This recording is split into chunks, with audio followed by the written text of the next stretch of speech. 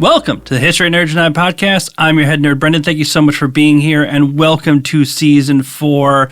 I can't believe it. Thank you so much for listening this long. That's why we're going to keep going. We got great authors for you this year, but we're going to start off with a friend of the podcast, Mark Galeotti, his new book, Forged in War, A Military History of Russia. We're going to talk about wars you've heard of, wars you haven't heard of, and we discuss how the legacy of some of these wars are a bit muddied nowadays because of a certain guy. I don't know if you heard of him. Putin? Have you heard of him? Yeah, maybe you haven't. Well, listen, I'm not going to belabor the point. Let's get to Mark. Please, if you're listening on YouTube, Spotify, Apple, whatever it is, follow us, give us 5 stars. Everything helps. Now I'm going to shut up. Let's talk to Mark.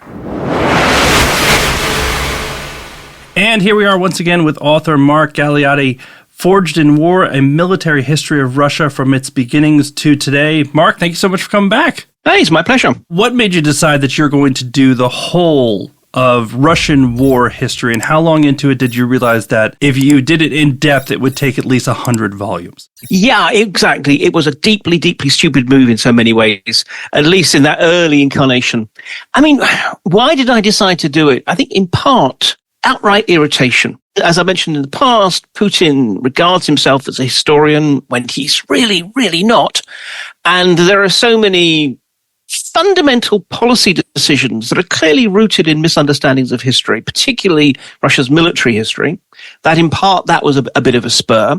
But it was also because having written Putin's wars already, which has been very much focusing on the last 25 years, it became clear the extent to which this was just simply playing out dilemmas and challenges which have been shaping Russia's history from the very beginning. So I thought, well, okay, so now's a chance to actually try and do something about it. But yes, it very quickly became clear that if I tried to detail every tree, there's no way anyone would notice the shape of the wood. So I had to actually zoom out quite strikingly and use particularly a series of particular battles to try and illustrate different periods and some of the challenges, but also distinctive characteristics thereof. And also just simply to make it interesting, rather than, and another war was fought. Well, first of all, I appreciate, especially as a history nerd, that at the end of each chapter, you have some recommendations for people who want to dig into that specific time frame. I notice a lot of authors generally, you have to write your bibliography, but it's not often authors will actually say, hey, here are some other books to go read. I mean, is there any pushback when you try and do that as an author, or is it, I do what I want, I'm Mark Galeotti? Well, to a degree, yeah, I do what I want. Not necessarily because I'm Mark Galeotti, but because I think publishers nowadays are rather more flexible. And look, I'm not essentially writing for a purely academic market. You know, it is very different if you're writing for the mainline publications of, I don't know, Cambridge University Press. They're going to have certain expectations about density of footnotes, which is how you show your academic machismo, and of course the length of the bibliography. Now, in my case, I'm writing for an interested lay audience. Now, I hope it's something that will be of interest to the scholars, the academics, but nonetheless, that's not the primary audience. And therefore, precisely, I wanted to give people an idea of say, hey, if you think this is interesting, if you want to dig a bit further, if you want to really go into the weeds of, for example, Napoleon's ill-fated campaign in Russia, there is no better book, in my opinion, than Dominic Lieben's Russia Against Napoleon. And that will tell you everything that I couldn't possibly squeeze into one chapter. But also, I wanted to have a little bit of fun with it. So, I also looked at, films that I thought were either especially telling and insightful, or in some cases to say, this is not a good film, but, or even things like war games. There are some interesting war games out there that do really raise some of the sort of the sense of actually how these campaigns were fought. So I thought, fine, if this happens to be your thing, take a look at this one. And I truly appreciate the call out to the TV series The Great, which, while ridiculous, is a wonderful time. Forget the history. It's just a good time. It is. I mean, I think this is one of the things. Part of me, there is still that vestigial academic pedant that wants to say, oh, no, it wasn't like that, and so forth. But the thing about The Great is, in some ways, because it is such an obvious romp, it doesn't even pretend. So in some ways, one can just simply accept that this is some fantasy parallel universe, Catherine the Great, rather than a reality, and you can just simply sit back and enjoy it. I'm exactly like you. It's something like when I see Bridgerton and people are like, well, historically speaking, I'm like, it's Bridgerton. It's not trying to be reality, right? Now, what Mel Gibson does is a whole nother thing. We don't have time for that in this podcast. Thank God. Jumping in. Obviously, we can't make the podcast 16 hours long. I'd love to do it, but you have other things to do. So before we jump in, I want to know, which part of Russian history did you learn the most about while writing this book? Because you can't know everything all the time, and even when you're doing your research, there are things you just know better than others. Was there a particular section of this where you're like, oh man, I am learning everything right now? I'll tell you what, I'll give you two answers. One was, I really discovered that I don't really enjoy the 18th century. I don't know what it is. Obviously, just frock coats and bicorn hats just don't do it for me. And so in some ways, although, I had studied it in the past, when I was doing my education and so forth, and I've had to go back to it ever since then, it's clear that a lot of the detail had just skated straight out of my mind. And so I had to, in effect, relearn that. So that's one thing. But in terms of what I really learned, and in fact enjoyed learning, unlike the 18th century, is actually about Russia's eastward roll through Siberia and into the Far East, which is in some ways a pioneer experience, which in many ways parallels the American pioneer experience of its, in this case, westward sort of expanse. But also, it was never really a policy. It was never a strategy. It wasn't that the Tsar said, okay, let's go, boys, next stop, the Pacific. It was this mix of little initiatives from, a particularly rich family here, an ambitious governor there, a trader, a merchant, the result of some raid by nomadic tribes or whatever. And in that respect, part of it read very much like the kind of British memoirs of the expansion through India and into Afghanistan. It seems that every empire gets broken in Afghanistan eventually. But also, it was a chance to, in a way, look at micro-history. And in fact, someday, the list of books I'd like to write obviously always gets longer and longer. But someday, actually, I want to pick the story of one of the so-called Turkestan generals and, in a way, use a biography of that individual to talk about just how Russia ended up, almost accidentally, the largest country in the world. So that was the area where, I intellectually knew it had happened, but it was when I was starting to dig into the little stories, including, do I have time to give my one favorite little factoid or moment? Do it. This is your day. It's the story of Prince Bogdoy. So, you have, again, right at the end of the sort of the Far Eastern expansion, a Cossack party of a couple of hundred, thugs and adventurers, rolling into this relatively prosperous part of the sort of territories in the Far East, and the local tribe they do the usual thing, which is basically kick down some doors, burn some houses, terrify, and say, okay, you are now subjects of the Great White Tsar, so you're going to be paying tribute to us. And also, who do you currently pay tribute to? And they said Prince Bogdoy, and they said, well, you better let him know that he too is going to be a subject of the Great White Tsar, and if he doesn't, we're going to send a regiment of troops to teach him what's what. At the time, no one, out in the boonies had any idea that Prince Bogdoy was one of the numerous titles of the Chinese emperor. And therefore, they had inadvertently not only told the Chinese emperor that he should regard himself as now being a subject of the Russian Tsar, but they were threatening a whole regiment of troops to conquer one of the biggest land empires in the world. And, a war starts, and at first the Russians, they have the advantage of firepower and riverine power, shall we say, in terms of their larger boats. But, in due course, the simple size of the Chinese empire and its capacity to learn, for example, copying their firearms and so forth, soon begins to tell. But of course, this is at the far end of the empire in an age before railways, certainly before the telegraph. So it takes a long time for information to go to the capital and then come back. And clearly, by the time it got to the capital and someone sort of looked at this and thought, oh my God, what is going on? We found China. Yeah, exactly. We did declare war on China. And so obviously it took equally a long time for the word to go back to this distant sort of governorship, at which point clearly there was, I'm very sorry about this. There was a retreat from fighting and the start of negotiations, which essentially gave China back the territory it had already claimed. But again, it was a really interesting case in point of the degree to which history is often made just by the guys on the ground, not by grand policy. Because, of course, there were people in the distant capital who knew perfectly well all the however many 100 or 1,000 or whatever names of the Chinese emperor and, had clear ideas that you do not want to be starting a war with them. But just some Cossack up there on the ground, it just seems Prince Bogdoy, he's probably just another petty local chieftain. So let's give him the bad word. So, always good to fact check, listeners. You just learned that one. Always good to fact check. Mark, jumping back to the very beginning, I think a lot of people would have this question. When we think of who, quote unquote, founded Russia, what is the normal person that somebody would say? And do you agree with that?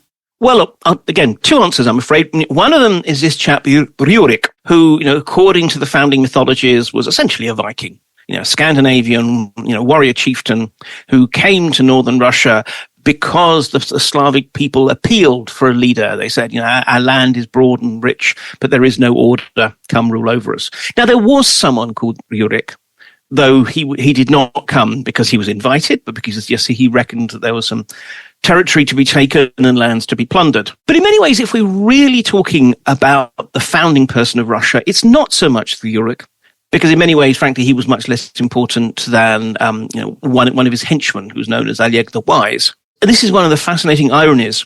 It's actually Vladimir the Great, the great prince of Kiev, who brought in Christianity and so forth, who is arguably much more central to the formation of Russia. The teeny tiny problem is, of course, he is Vladimir of Kiev, the capital of Ukraine. And so, you have this strange irony that essentially sort of, Russia presents as one of, Saint Vladimir now, one of its great figures, who there's a huge statue of him near the Kremlin and so forth, is also in effect the founder of Ukraine. And, the interconnected nature of the histories of these two peoples, I think, cannot be better explained by this whole issue of who is Vladimir? Who can claim, is he Vladimir or is he Volodymyr? The Russian or the Ukrainian versions? And the answer is, at the time, these distinctions didn't make any sense. It's later that everyone has to kind of compete over who can claim their own patron saint. And I mean, this just kind of shows from the beginning, because I think a lot of Americans are not going to know. We know there's the war in Ukraine. We know Putin is Putin and doing what he does. But especially from this book, it highlighted for me the Russia-Ukraine thing has been embedded in history since basically day one, is what we're saying.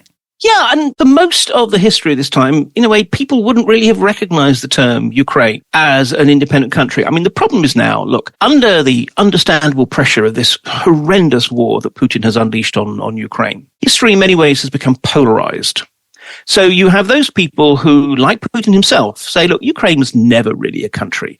It's always been either part of Russia or else a kind of contested no man's land, being fought over by the Russians, the Crimean Tatars, the Poles, the Lithuanians, and such like. And then, of course, there is the other extreme, which is to say, oh no, Ukraine has always been a distinctive peoples and therefore nation. And there is a centuries-long story of Russia trying to control and brutalize and even wipe out the Ukrainian people. And of course, the truth, as ever with history, is nuanced, complex, and somewhere in the middle of those extreme positions. And also reflects the fact that nations change. Sure, 200 years ago, very few people in what is now Ukraine would have thought of themselves as specifically Ukrainian, as distinct from Russians or whatever. But the point is that, then nations form. And in many ways, frankly, and I once got into trouble for suggesting slightly sort of lightheartedly to some Ukrainian parliamentarians that they should be putting statues of Putin up in their main squares because he is the founding father of the modern Ukrainian nation. Yeah, which is an example of why you should not joke about some things. But the point is, it's under the pressure of Putin's horrifying onslaught that you've actually got proper Ukrainian state building, wherein all of the old fracture lines between Russian-speaking Ukrainians in the East and Ukrainian-speaking Ukrainians in the West, between those who believe in the Russian Orthodox faith, those who are Catholics, between those who essentially still wanted to see some kind of connection with Russia and those who saw the future as being, with the European Union. All of these divisions now matter so much less than ever before. And, a genuine Ukrainian nationhood has emerged from this war. But that's the point. It has emerged in the early 21st century, not in the 12th, not in the 17th, whatever. It's been something that sort of has been forming. So, look, I will climb off my soapbox in a moment.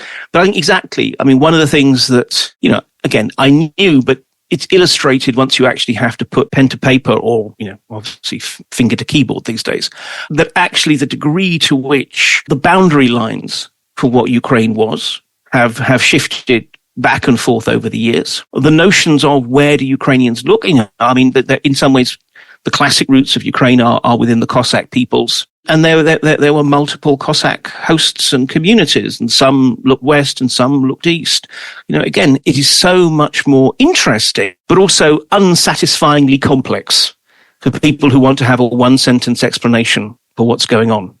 And we do love that, but we got to keep moving. So the next one up on my list, Ivan the Terrible. Do we remember him because he was very important to Russian history, or is the translation of his name just so badass it just sticks in our head and that's why we talk about him? Look, there is a lot to the latter. And even though, and this is the funny thing, the Russian word Grozny that we translate as terrible, it doesn't mean terrible often in the way we mean. It actually means terrible in the sense of awe-inspiring. So technically, he probably should be Ivan the Awesome. But that does make him sound a bit like a kind of Californian surfer. So, no wonder we default to Ivan the Terrible. Personally, I think that actually he really did play a very significant role in the emergence of the modern Russian state.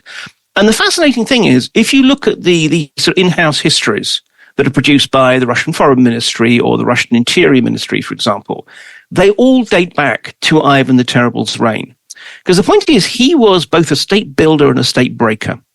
And in part, it's because, let's be honest, for whatever reason, he was, shall we say, challenged in his stability. Over time, he became increasingly paranoid, increasingly erratic, increasingly violent. But, at first, he was never, I think, a nice guy, but he was a far-sighted ruler who basically started to build the institutions of a real Russian state, even though it was generally known as Muscovy at this time still.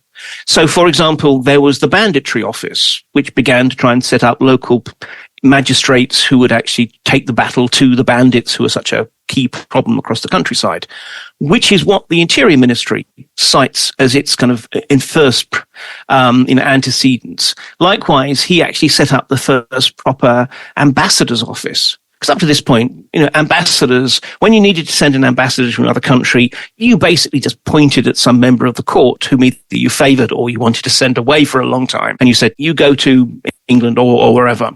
Now, there was the first beginnings of making it a little bit more structured, a little bit more professional. And that's the antecedents of the modern Russian Foreign Ministry. So, he built these sort of structures of the state. And then, as it became increasingly insane, he more or less did his best to basically destroy them. But he didn't quite manage to destroy them. And although his death led to this period of internal unrest and foreign invasion called the Time of Troubles, from which in due course emerged the Romanov dynasty that essentially sort of went all the way through to 1917. But essentially, Ivan the Terrible, for me, you talked about the sort of who was the founding person of Russia. And, that's the Ruriks and so forth. But if you want to say who actually set the framework for modern Russia, I would push it back to Ivan the Terrible. And now it may just be my pinhole view of history, but it also feels like Ivan the Terrible kind of set the archetype for a Russian ruler. I think a lot of people, when they first think of a Russian ruler or a czar, they think of the brutality, the unpredictability, which I think we can also say kind of transfers through. But I don't think you think the Romanovs when you think Russian Tsar. You immediately go to Ivan the Terrible, almost like he's imprinted a certain psyche onto, at the very least, Russian rulers. Or am I crazy? No, I think that's certainly the case. But it's not so much because there's some kind of slightly wonky DNA that has been inherited. I think it's more that with Ivan, we really see some of the fundamental dilemmas of ruling Russia, and particularly the kind of military dilemmas. I mean, again, and this is also part of the reason why I wrote this book, because I wanted to explain what is it that makes Russia distinctive in terms of its relationship to war. And precisely it's that it's a country that straddles Europe and Asia, which essentially means that it's going to be fair game for whoever is the rising military power of the age. You know, whether we're talking about the Mongols in the 14th century or Napoleon at the beginning of the 19th, at some point they're going to want to go into and or through Russia. So, you know, it faces threats from all these dimensions. It's a relatively poor country, wasn't able to actually go through the agrarian revolution that creates the surpluses that allow for industrialization.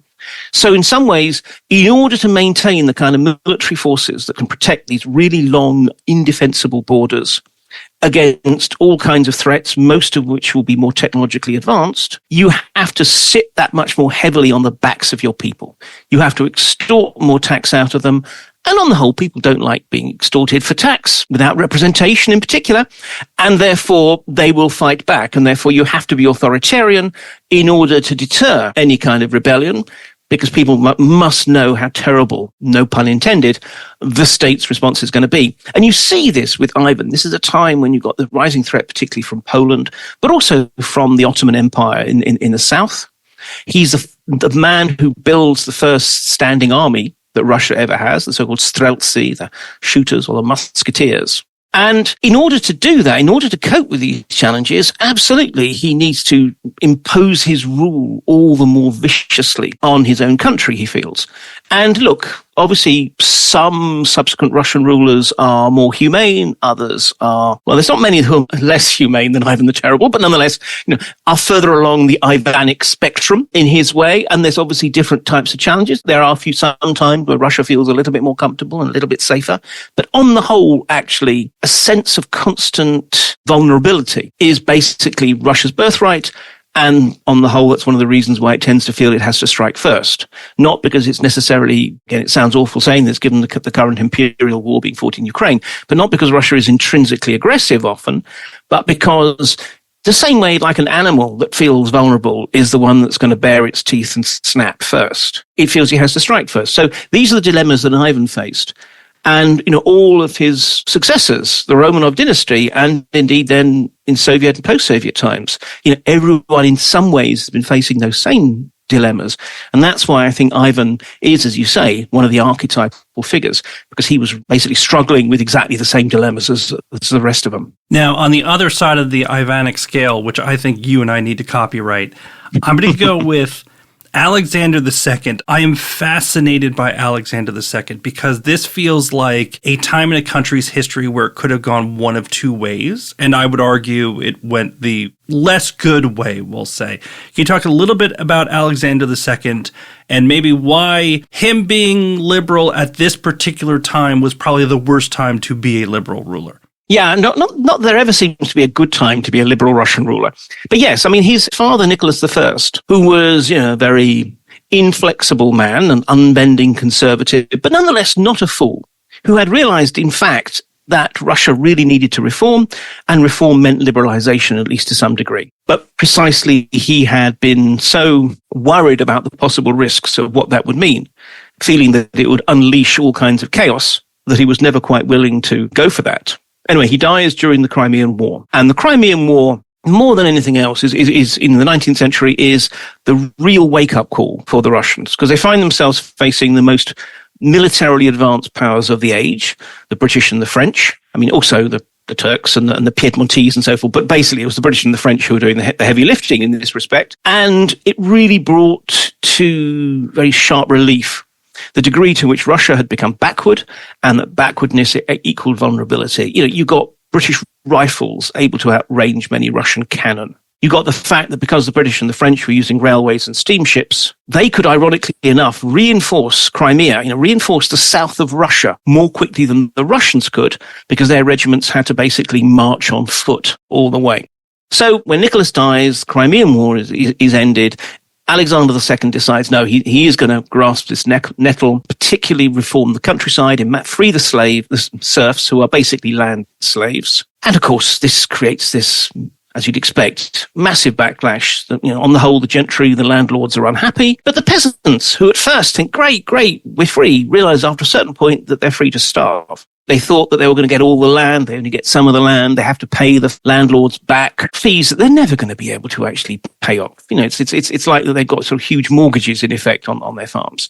And this leads to a rise of rural unrest, but also terrorism. And the irony is that Alexander II is assassinated by this semi-anarchist terrorist movement, Narodnaya Volya, on the very day that he's planning on actually announcing that he's deepening his reform programs and in effect bringing in a constitution for Russia. So, again, one of the great might have beens is, would this have been enough to get him ahead of the protests? Or would this just simply have created even more unrest or whatever? But yeah, it definitely illustrated that it's exceedingly risky to be a reformer in Russia. And I think that what it also demonstrates is the degree to which I can't help but feel that effective reform requires a mix of someone who's willing to actually be reformist, but who also is ruthless. If Nicholas I had decided to reform, he certainly would not have messed around when dealing with potential terrorists and insurgencies. He would have imposed reform and more or less said, and you are going to accept it nicely or else. Likewise, if one looks at the beginning of the 1980s, the man who really brings Mikhail Gorbachev, the reformist Soviet leader, into power is Yuri Andropov, who's ex-head of the KGB. It's because he was head of the KGB, he realizes how bad the Soviet situation was. And he decided, we have to change. But the thing is, he becomes general secretary and almost immediately his kidneys give out. He basically spends his very brief period as general secretary plugged into dialysis. And so he's unable to actually follow through. All he can do is promote a reform team, including Gorbachev, and sort of hope that they can do it. Now, the thing is that, again, Yuri Andropov, as you'd expect from a head of the KGB, is on the one hand very clear-sighted, but on the other hand, a person who is willing to use violence and putting people in psychiatric hospitals and whatever else to get the job done. So this is what we've not yet seen in Russia. I'm not advocating for a ruthless another leader. Russia has had quite enough. But, the case of Alexander II, I think, is a case study in, yes, Russia will need reform, but you need to be very careful about how you bring it about. You need to think about all the consequences, and you need to accept that in the short term, everyone immediately at the moment, everyone's going to, praise you, but then in due course, people are going to get unhappy, and you have to be able to ride out that period of chaos. Speaking of periods of chaos, there's hundreds of podcasts on World War II and Russia. But after reading just so much about the fall of the Tsar, I look at this as kind of another Alexander II moment because, my question for you, somebody who's dug into this much further than I have, was the fall of the Tsar so close to going either way? There's so many stories about, hey, this was going to happen no matter what happened, or the Tsar was making such terrible decisions that he just made sure it happened by mistake. When you look into it, do you feel one either way, or just history is history, you don't know what's going to happen? Well, the obvious truth of the matter is we don't know, but that doesn't stop us from pontificating. That's part of the fun of history. Love it. I think we have to remember that there were two revolutions in 1917. It's not that Lenin and the Bolsheviks toppled the Tsar. It's that the Tsar was toppled, and then Lenin and the Bolsheviks took the opportunity later on to, in effect, stage a coup d'etat and seize power, and they called it a revolution. So yes, there is this sort of might have been moment. I would say that the Tsarist system was basically already dead even before the war started. The last real chance at reform from a man called Stolypin, Prime Minister Stolypin, who actually did combine this, desire for reform with ruthlessness. There is a reason why the hangman's noose was called a Stolypin necktie, because of the way he suppressed the risings in 1905. But nonetheless, he'd been assassinated, quite possibly with the foreknowledge of the Tsar. And really, from this point, the creative capacities of Tsarism, I think, have been exhausted. But, like any big dinosaur with a tiny brain on the end of a long neck, it may well take a long time to realize that it's dead. And the very fact that it survived 3 years of the horrific carnage of the First World War, a war that makes the current war in Ukraine look positively restrained in terms of the casualty figures, and that's saying something. But nonetheless, when Tsarism fell, you have this provisional government that steps into the breach. And they make some catastrophically bad decisions, not least continuing the war. Again, there's always this sense, in part it was a sense of honor and we won't be taken seriously if we break our commitments. But it was also that classic one more push fallacy. if we sue for peace now, the Germans are going to know we're in a weak position and they're going to derive an incredibly hard bargain.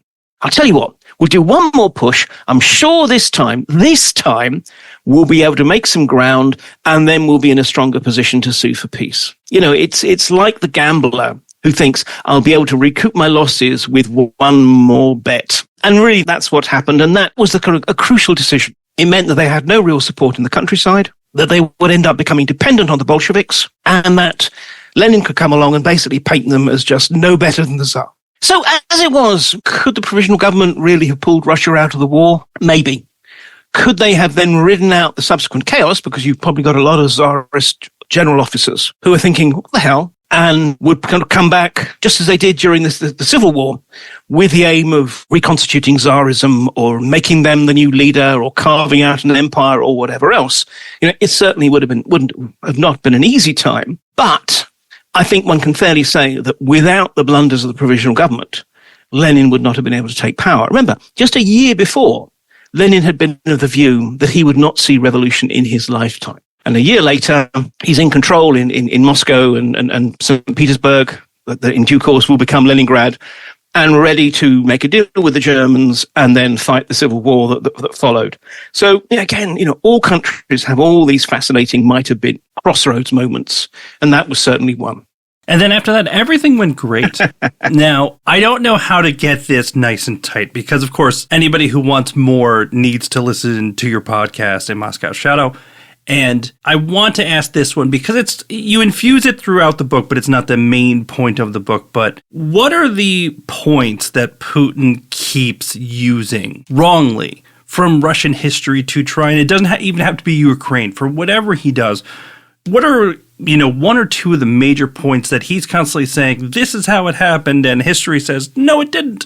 Yeah, I mean, unfortunately, again, we could spend another few hours on this, but I will try to avoid essentially foaming at the mouth and embarking on a rant on this, because it really does annoy me as a historian, as well as just simply as a human being, given that his misunderstandings of history also led him into this bloody war in Ukraine. I mean, obviously, as you mentioned, Ukraine, the very fact that he doesn't really believe Ukraine exists. He thinks Ukraine is a country that was created by Lenin, and he's actually said so. Well, of course, it's not. But okay, but if we're going to set that to one side, I think it's a much bigger overarching notion. Putin is determined to assert the fact that Russia is a great power. And when we don't treat Russia as he thinks a great power ought to be treated, he thinks that this is us being aggressive, us in the West being aggressive, and trying to sort of deny Russia its birthright. And the point is, he thinks Russia is a great power, not because of its GDP, which, let's be perfectly honest, is somewhere between that of Italy and Spain's, or because of its nuclear arsenal, how many times it can blow up the world. I've never quite understood why you want to blow it up more than once, but there you go. No, it's in some ways that its great power status is a birthright, because Russia's role has always been to sacrifice itself to save civilization. Now, one can kind of understand this when it's, for example, talking about the Second World War, because, yes, indeed, I mean, more than anything else, Hitler's forces were broken on the Eastern Front, although it's worth noting just how far Lend-Lease was absolutely crucial in that, and all that British and American equipment and food and so forth that was provided. Or, I suppose, if one can think about Napoleon, again, his catastrophic defeat, his retreat from Moscow. Now, again, in some ways, that the whole point is, by that point, his supply lines were already overextended, and anyway, his kind of pyramid scheme of an empire was already sort of beginning to fall apart. But it even goes back to the 14th century and the Mongols. I mean, the Mongols roared out of the east, just capturing, destroying everything in their path, believing that they had their own manifest destiny, that great blue sky Tengri, their sort of tutelar spirit, had basically said, take over the world, boys. And they took over the various principalities of the Rus without too much trouble. And then once they actually went further into Europe, that's when they began to falter, again, in part because of supply lines, in part because of the conditions didn't really suit their style of warfare so much. But more than anything else, because the great Khan back home had just died. And therefore, all the key princes were summoned back to a grand kurultai, a sort of grand assembly, to select the new one. So, without their generals and their princes, more or less the Mongols stopped. This has been reinvented in the new official Russian history as somehow that the resistance was such that it stopped the Mongols from going any further. So in effect, it's that sense of, we struggled with the Mongols to save you from them. I mean, I can continue with all sorts of other examples, but this idea that basically Russia has time and time again sacrificed itself to save civilization. And as a result, to put it bluntly, civilization owes Russia. That, I think, is incredibly pernicious, because it not only says that essentially Russia is entitled to some kind of special status over all its neighbors and such like, but it also means that anytime anyone challenges that, they're somehow spitting on generations, centuries of dead Russians who laid down their lives selflessly. And it helps give this kind of really I think I would say, sharp and vicious edge to Putin's propaganda and his understanding of his relationship with the West. Jumping back to the history, if I could let you for an hour talk to anyone from your book, from any time period, I give you 1 hour, they're going to tell you everything you want to know, who are you picking? Well, the cheap answer would be Putin, just because it would be great to actually have an opportunity to talk to Putin in which he was being honest. But let's set that to one side. I think, boring as it would be, I would go back to Ivan the Terrible. Because, I think what's really fascinating... No, let me rephrase that. Early Ivan the Terrible. I was about to say, which Ivan? Right, pre-lunacy. Because the interesting thing is, this did seem to be a man who, in his own way, understood Russia, what Russia needed, Russia's place in the world. I mean, this is a guy who actually offered his own hand in marriage to Queen Elizabeth I of England, in part to get himself a safe bolt hole in case he fled. And unsurprisingly, Queen Elizabeth was able to refuse that offer. But also because he had this vision of Russian land power allied with British naval power, which could have been, frankly, an unbeatable combination. So, it's clear that this was a man who, although in many ways a crude and boorish and violent figure, nonetheless actually also seems to have had a much sharper and clearer understanding of what Russia needed. So, I think that would have been really quite a fascinating conversation to have, alas. Alas, yeah. And then, luckily you weren't his son, but that's for another podcast entirely. Well, Mark, you've got to answer this question before, but I think it's worth asking it again. There are people who will look at this and say, that's too much history. That's just all history. That's going to be dense. I'm not going to get through this. I know that the book is fantastic, but if I sat one of those people in front of you and they said, hey, I don't necessarily like history, why should I read Forged in War? What would you say? Because basically, I'm a historian of the old school. I'm all about the stories, quite frankly. And yes, I try to use the stories to unravel the wider issues of the dynamics of a country. But basically, I'm here to tell lots of cool stories and hope that you learn something out of it. So, what do we want? Princess Olga, who, because her husband is, frankly, I think with good reason, killed by the rebellious Drevlians, who concocts this extraordinary bloody revenge in terms of actually how to basically get the best and the brightest and in successive waves kill them all in inventive manners. Whether we're talking about how a prince like Dmitry Donskoy, who kind of rises as one of the greatest quislings and agents of the Mongols and ends up reinventing himself as the great champion of Russia, basically by rewriting history. I mean, fake news is not new, it has to be said. All the way through to, as I say, the stories from the eastward roll of the empire, which is all very, I think it's probably a sort of a culturally specific thing, if I say so, all very boys' own. But, it is all quite actually sort of exciting frontier tales type sort of stuff. I mean, look, obviously there's a lot of serious stuff. There is, because this is about war. There is a lot of tragic stuff. I mean, the degree to which this is a book that is steeped in blood cannot be ignored. But above all, there's a lot of cool stories. Totally agree. Mark, I loved it. Thank you so much for coming on. Hey, it's always a pleasure. Good to talk to you.